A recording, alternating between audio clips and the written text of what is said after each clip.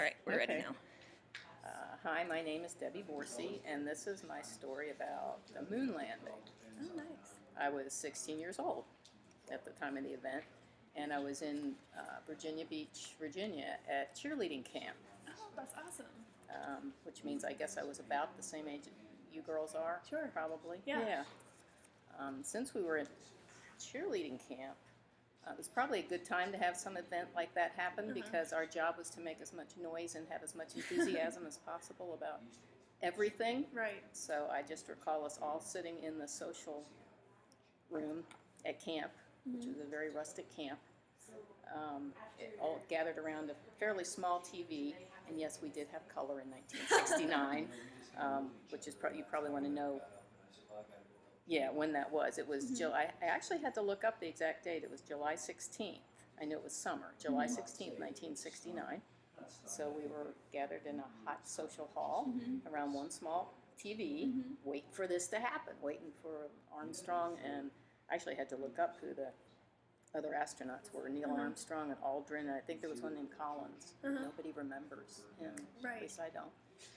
And when they stepped down on the moon's surface, it was like explosion in this hall. Oh, that's so Everybody cool. who had a voice left, I guess, after the day of making noise. I mean, just all the noise you could imagine. That's so cool.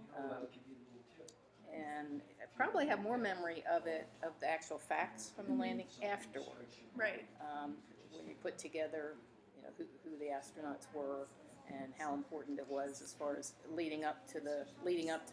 Facts from, I think it was Apollo 11 leading up to that. Right. And it's kind of fun to be able to tell people like you that you actually heard the first time he said one small step for man, one giant step for mankind. Yeah. I mean, you hear that over and over, but we heard it You guys were the first time. hipsters. Yeah, Yeah, right. definitely. So that was pretty cool. Did you guys have to do like projects for school about it, or was it part of your I don't remember ever curriculum? doing a project for school on it. No, they Gotcha. were. When I was in school, I was in Virginia, and a lot of history, because there's a lot of history in Virginia.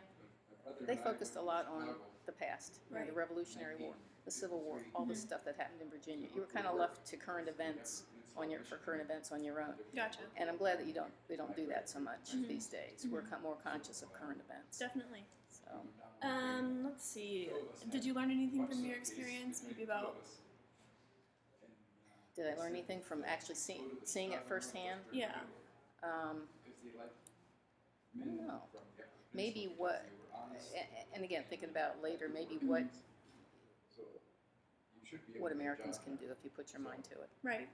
Definitely. What can really be done, and that it'll always be a part. Things are going to be in history. Something is going to be documented, and you might not realize how important it was then. Sure. It might maybe 40 years later, which is I think what it is. It's probably about it's more it's couple about more, that. yeah. 2009 I think was the 40th anniversary, I believe. Yeah, it should be. Yeah. Do you remember how like maybe the adults acted? Did they act a different way? I don't remember, but Yeah. I don't remember, but I'll bet they did. Yeah. I mean, it wasn't their job to make a lot of noise. Right, exactly. It's So- probably a little bit more profound for them having somebody Yeah, on that's probably a good term. Yeah, they probably were thinking about the risk involved in just getting there and how phenomenal it was, whereas we were just thinking, wow, Right. something else to make noise about. Yeah, exactly. Something else to get excited about. Yeah. All right. Do you have any closing questions or any last thoughts? Let's see. Well, I'd probably like to reiterate what I just said, is that I'm glad that current events is more. I work in an elementary school now. I work with emotional and behavioral disturbances, which means I get to work everywhere. Right. And I'm glad that we're more conscious of current events now and how kids process current events. Right. If I were talking about, for example, my recollection of the Kennedy assassination, which I'm sure there are people talking about that, we really didn't talk about that. We watched our teachers react to it, but we didn't process it. If Right. something like that happens now, I think you'd be processing it in school, and I think that's healthy. So, Right.